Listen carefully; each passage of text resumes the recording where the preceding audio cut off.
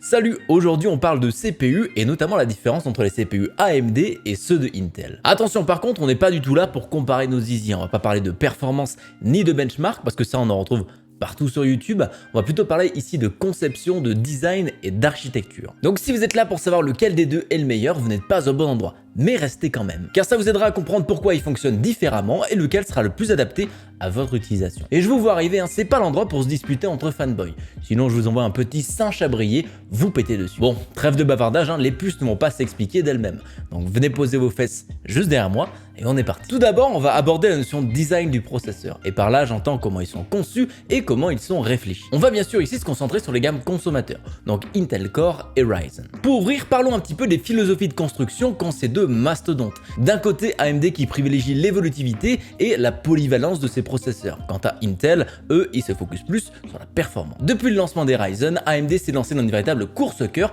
accompagnée de son architecture Zen. Et pour être tout à fait honnête, ils avaient déjà commencé cette course dans les générations précédentes. Les FX, on peut en trouver avec 6 ou 8 cœurs, mais ils étaient clairement en dessous en termes de performance par rapport à Intel. Ces générations et architectures-là représentent un souvenir douloureux chez AMD où ils ont tout simplement failli faire faillite. Et pour éviter de reprendre le même chemin boueux, l'entreprise a tout simplement remis tout à zéro. Au lieu de partir sur un design où tout le CPU réside dans un seul et même bloc, ils ont décidé qu'ils allaient le découper en plusieurs blocs distincts. Ça peut paraître révolutionnaire comme ça, mais c'est quelque chose qui est assez connu dans le monde informatique et ce qu'on appelle le MCM, Multi-Chip Design. On va pas rentrer dans le détail du multi-chip ici parce qu'on l'a fait dans cette vidéo, donc si jamais vous êtes intéressé, n'hésitez pas à aller la voir. Mais en quoi c'est un avantage de partir avec un CPU qui est découpé en plusieurs blocs au lieu d'un seul? Eh bien l'avantage est plutôt clair. Séparer certaines parties permet d'en dupliquer certaines et du coup augmenter le nombre de cœurs sans augmenter vraiment la complexité du processeur. Ça va certes prendre pas mal de place et multiplier les points de chaleur, mais ça reste beaucoup moins complexe et beaucoup moins cher surtout d'augmenter le cœur de cette manière-là. En plus, ça permet d'avoir des procédés de gravure différents en fonction des parties de processeur.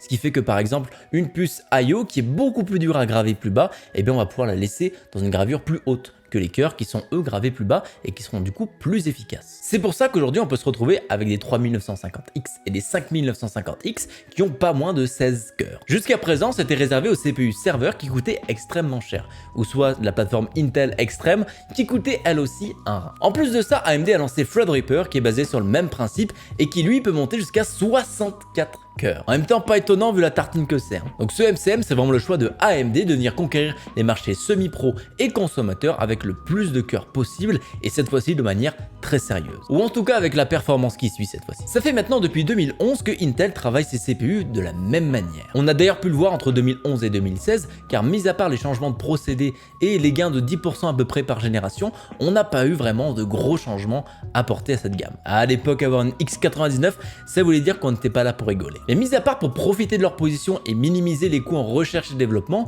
Intel avait une bonne raison de rester sur ce genre de choses. Le design en monolithe utilisé par leur CPU. Intel, au contraire d'AMD, a gardé le design où on met tout sur un seul et même bloc dans le CPU. Et ce type de design est particulièrement bien adapté quand il y a peu de cœurs sur le processeur. Mais faire augmenter le nombre de cœurs dans ce genre de design n'est pas du tout une mince affaire. Ça complexifie la conception, ça complique la gravure et sans compter qu'on a beaucoup plus de chances d'avoir des cœurs endommagés. Au final, dans ce genre de design, plus un CPU va avoir de cœurs, plus les coûts vont augmenter de manière exponentielle. Aujourd'hui, si on voit un nombre de cœurs bien plus haut chez Intel, c'est grâce à la poussée qu'a fait AMD. Mais Intel reste tout de même contraint par ce design parce que dépasser les 8 à 10 cœurs, ça devient extrêmement difficile, en tout cas dans un budget consommateur. Mais quel est l'avantage de l'approche d'Intel? Son avantage, c'est la vélocité de ses cœurs. Comme tout est interconnecté au sein des différents blocs, tout est transféré très vite au sein des différents cœurs ou entre les différents composants du CPU. Et tout ça, ça permet d'avoir des latences qui sont très basses. Ce genre de choses n'est pas non plus super avantageux dans tous les cas. Par exemple, si vous avez beaucoup de tâches et qu'elles sont parallélisées, eh bien vous verrez pas forcément de grosses différences avec un CPU qui est multi-chip module. Mais pour des tâches qui utilisent à pleine vitesse certains cœurs comme le gaming ou encore certains applicatifs, eh bien ça change énormément de choses. Avec Intel, on est à peu près sûr d'avoir un single core qui va être fort et un multicore qui est un petit peu en retrait. Donc pour toutes les tâches qui vont avoir besoin d'une grosse puissance single core, eh bien ça va représenter un avantage chez Intel. Même si aujourd'hui leur procédé de gravure commence un petit peu à les désavantager. Après, les processeurs de Intel sont capables de compenser un peu ça en sortant de meilleures fréquences sur leur processeur. Mais après ça a plutôt attrait à la finesse de gravure, à la densité des transistors et ça ce sera le sujet pour une autre vidéo. Chaque chose en son temps. Mais ces philosophies Sophie, qu'est-ce que ça donne en situation réelle? Parce que oui, pour l'instant, tout est beau, tout est rose, tout se passe bien dans le meilleur des mondes. Mais en réalité, certaines technologies sont bien plus dures que d'autres à mettre en place. En effet, c'est AMD avec ses Ryzen qui a eu beaucoup de mal à venir recoller Intel sur les performances monocore. Tout ça créant un désavantage assez important au niveau gaming et sur d'autres tâches. Et pas trop de chance sur AMD là-dessus parce que le gaming représente une grosse partie des consommateurs. Et si ça s'est passé comme ça, c'est pas simplement parce qu'ils sont mauvais, c'est dû à leur design où une des grosses limitations du multi-chip module, c'est la latence de communication entre les différentes parties qui sont séparées physiquement. Pour comprendre pourquoi ça fait ça, on va ouvrir un petit peu les diagrammes de puces des Ryzen pour voir essentiellement comment c'est construit en dessous. Sur les processeurs Ryzen, on retrouve plusieurs composants. Le premier, c'est l'IO Die qui s'occupe de la gestion des mémoires, des input-output ainsi que de l'Infinity Fabric. On a ensuite les die de cœur qui hébergent chacune un CCD. Chaque CCD contient un ou deux complexes de cœur en fonction de la génération qu'on va appeler CCX. Et ces CCX contiennent des cœurs et un câble. Et chaque CCX est composé de cœurs et d'un cache pour transmettre l'information entre ceux-ci. Une chose qui va être très importante dans tout ça, c'est l'Infinity Fabric, qui va être responsable de transférer les différentes informations entre les différents complexes de cœurs. Mais le problème dans tout ça, c'est que l'Infinity Fabric, bien qu'elle soit très rapide, n'est pas aussi rapide qu'une interconnexion directement dans un die chez Intel. Donc lorsqu'une opération nécessite d'être exécutée sur plusieurs complexes de cœur, eh bien il faut passer par l'Infinity Fabric qui rajoute du coup de la latence. Pour bien visualiser tout ça, je vous mets une petite comparaison des chiffres qu'on peut avoir entre la latence de cœur à cœur et la latence via l'Infinity Fabric. On peut remarquer qu'en passant via l'Infinity Fabric, la latence sera 2,5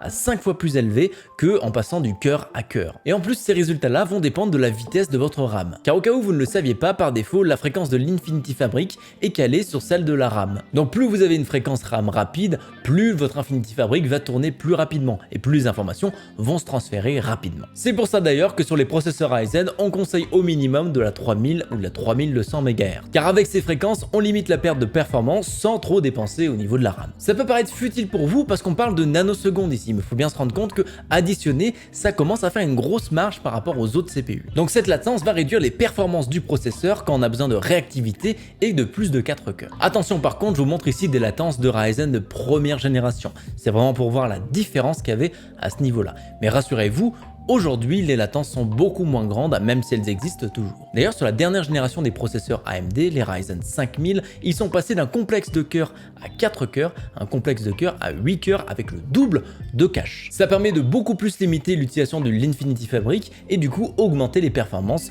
en single core. Cette approche est par contre plus coûteuse, mais ça permet à AMD de revenir sur des CPU qui sont bons essentiellement de partout. Il aura fallu tout de même 4 générations et 5 ans à AMD pour venir mettre au point une architecture qui puisse compenser les faiblesses du multi-chip design. Maintenant qu'on a bien parlé des choses complexes et théoriques, rentrons dans le concret. Et bien, à l'heure où le jour où on fait cette vidéo, on attend que Intel sorte leur 11e génération de processeurs, histoire de venir concurrencer un petit peu les Ryzen 5000 de AMD. Les Ryzen 5000 ont beaucoup surpris avec leur architecture Zen 3, permettant de rattraper, voire même dépasser Intel dans le single core. Et ça tout en étant plus haut en performance en multi-cœur. Donc en soi, les dés sont complètement redistribués ici. Le fait que Intel n'arrive pas à passer son 14 nanomètres a permis à AMD d'année en année de venir grappiller un peu de performance et de part de marché jusqu'à revenir à les recoller sur le Ryzen 5000. Si vous voulez mon avis, pourquoi Intel n'arrive pas à passer ce 14 nanomètres? Eh bien c'est à cause de leur design monolithique. Il y a de très bonnes raisons pourquoi AMD grave ses die IO en 12 nanomètres et ses cœurs en 7 nanomètres. Parce que les composants hébergés dans ce die, c'est bien plus dur à migrer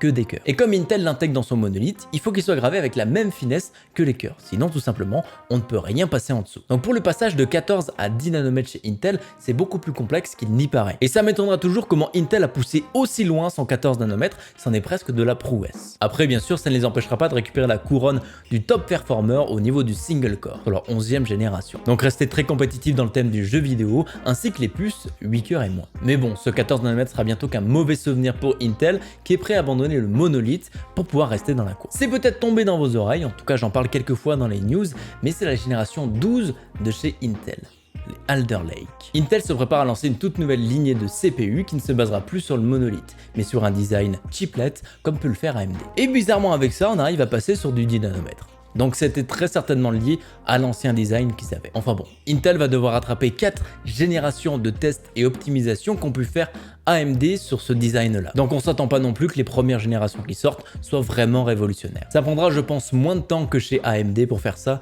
parce qu'ils vont venir tout simplement sucer un petit peu le savoir d'AMD là-dessus. Il y aura très certainement des gens qui vont bouger de chez AMD à Intel pour venir faire ce genre de choses. On verra très certainement ces CPU Alder Lake arriver vers les 2022 et on fera des vidéos dessus dès qu'on aura un peu plus d'informations. Le débat Intel et AMD est beaucoup plus complexe qu'on peut le penser à la base. Les deux ont leur avantage, mais le design multi-chip a l'air d'être la chose qui a été choisie pour aller de l'avant. En tout cas, Intel est obligé de suivre cette voie, que ce soit par des contraintes technique ou encore financière. Car comme on l'a dit tout à l'heure, plus on met de puces sur un seul et même die, plus ça va coûter cher. Personnellement, je m'attends à ce que Intel galère un petit peu sur la première et la deuxième génération de ce multi-chip, avant de revenir avec des puces qui sont vraiment compétitives, voire même qui sont meilleures. De toute façon, c'est soit ça, soit ils n'arrivent pas à prendre le coche et ce sera une mort lente et douloureuse, un peu comme ce qu'a vécu AMD dans les années 2010. Enfin bon, ça c'est si les CPU ARM n'ont pas fait un hold-up informatique d'ici là. Parce que quand on voit Apple et leur puce M1, eh bien on voit clairement qu'il y a de l'avenir là-dedans. Voilà, ce sera tout pour aujourd'hui. J'espère en passant vous avoir appris 2-3 trucs. Merci à vous d'avoir visionné la vidéo